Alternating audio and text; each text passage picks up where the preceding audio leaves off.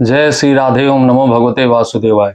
सूर्य चंद्र मंगल बुध गुरु शुक्र शनि राहु केतु आपकी कुंडली में अनिष्ट कारक हैं या फिर मान लीजिए आपके मार्केश हैं।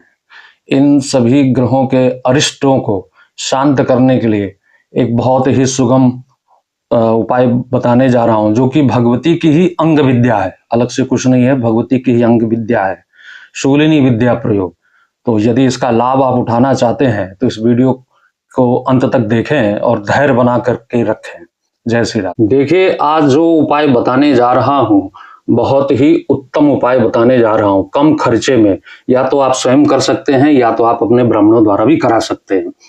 होता क्या है कि जब भी हमारे कुछ ग्रह ऊपर नीचे होते हैं या फिर जीवन में कभी कोई ऐसी दुखद घटनाएं होती हैं, हम जीवन से निराश होते हैं, तो सर्वप्रथम तो आप ज्योतिषी के पास ही जाते हैं।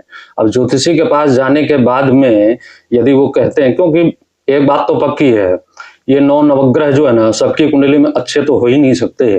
कहीं कुछ मार्केश होगा, कहीं कोई दुष्ट ग्रह के साथ में युति होगी, तो ऐसा संभव ही नहीं है कि ग्रह जो है आपके लिए हमेशा हमेशा जो शुभ फलदायी हो। तो कुछ कोई ना कोई ग्रह रहेगा ही। तो सर्वप्रथम आपको उपाय यही कहा जाता है कि उस ग्रह की शांति कराएं।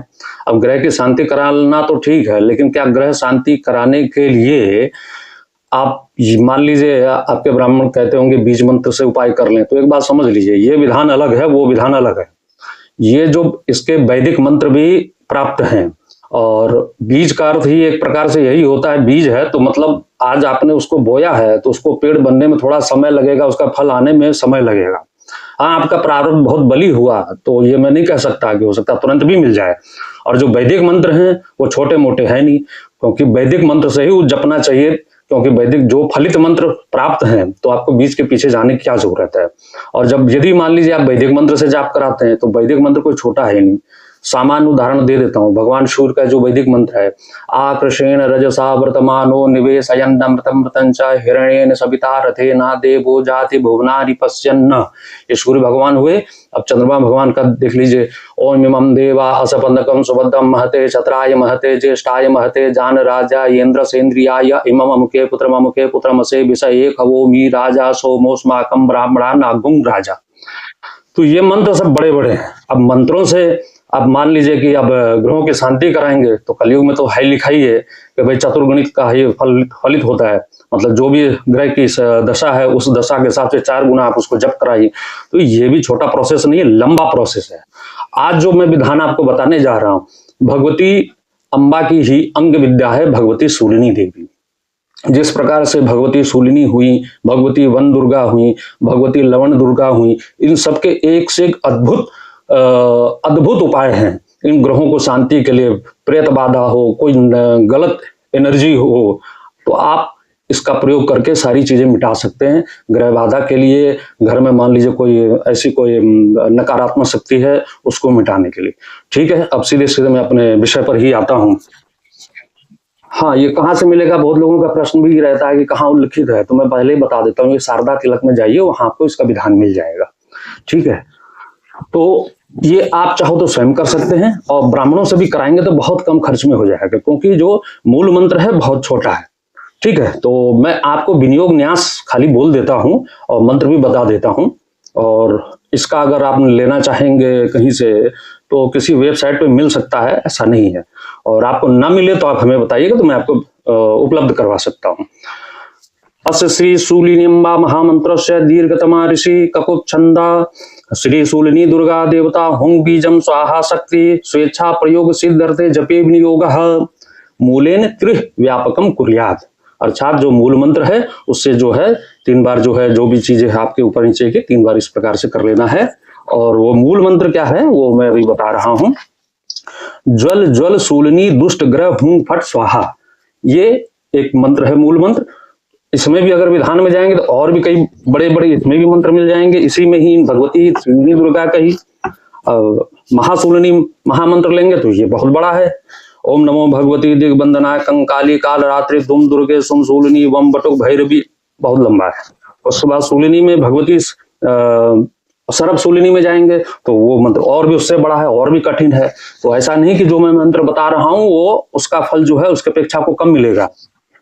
छोटा मंत्र बता रहा हूं और उसको उसका पूरा पूर्ण फलित मिलेगा और इसको आप आराम से खुद भी जप सकते हैं। जल जल शूलिनी दुष्ट ग्रह हुं फट स्वाहा, ये मूल मंत्र है। ठीक है, अब एक चीज और मैं बता दूं, शूलिनी की भगवती की गायत्री है वो है ह्रीं ज्वाला मालिनी विद्महे महाशूलिनी धीमहि तन्नो दुर्गा प्रचोदयात्।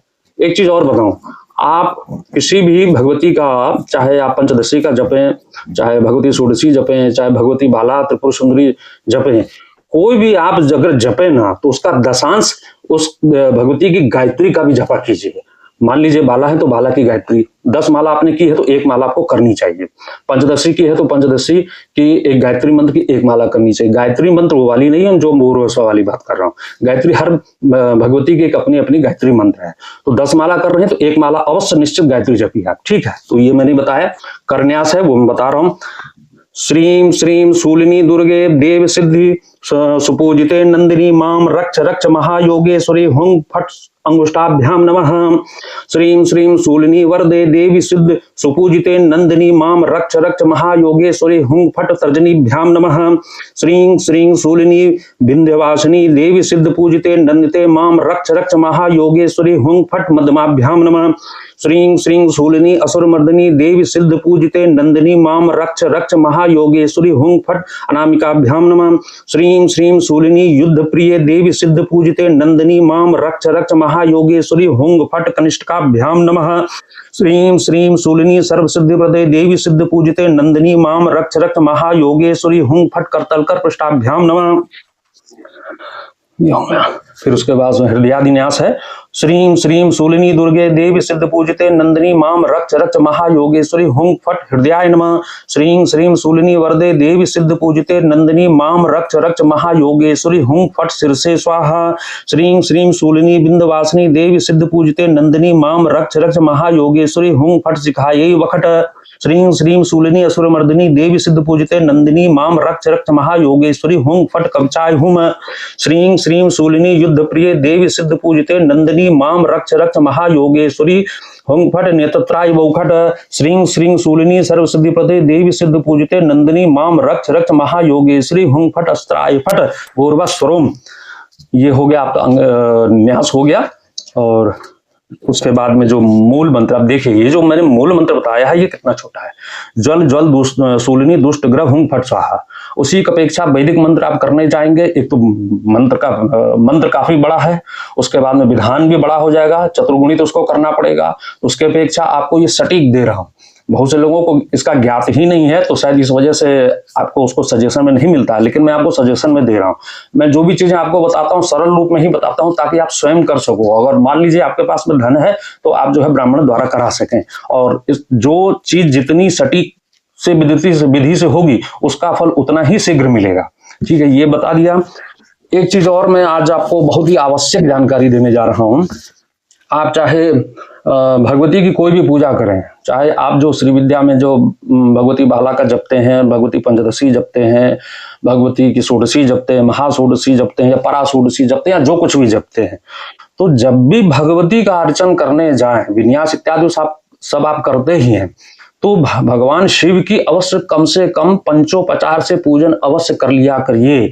आपके घर में अगर मान लीजिए छोटा सा शिवलिंग हो, शिवलिंग ना भी हो तो ध्यान करके, घर में श्री यंत्र है तो उसमें कामेश्वर कामेश्वरी तो नित्य विराजते ही हैं, तो पंच पूजा पंचोपचार से कर लें, स्नान इत्यादि, धूप रोली जो भी पंच है आपके पास, फूल माला भोग लगा ले, क्योंकि भगवती अपनी पूजा बिना शिव की पूजा किए हुए स्वीकार नहीं करती हैं। बहुत बड़ी बात बता रहा हूं, भगवती चाहे कितनी बड़ी आप उनकी पूजा कर लो, लेकिन अगर भगवान शिवलिंग की लिंग की आपने पूजा नहीं की तो भगवती अपनी पूजा स्वीकार नहीं करते हैं।